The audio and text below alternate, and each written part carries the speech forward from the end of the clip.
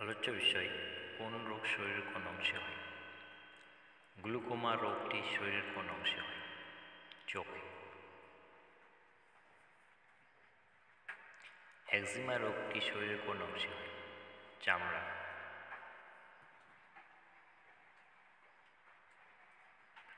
নিউকোমা রোগটি শরীরের কোন অংশে হয়?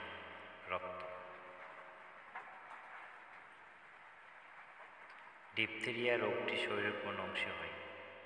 গলা।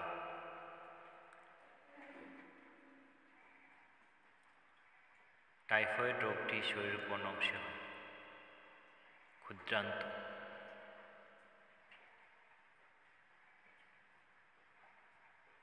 জন্ডিস রোগটি শরীরের কোন অংশে হয়? যকৃৎ।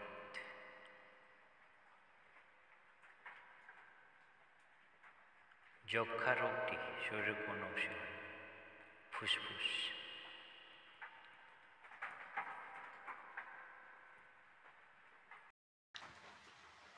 Follow the Facebook page and subscribe the YouTube channel.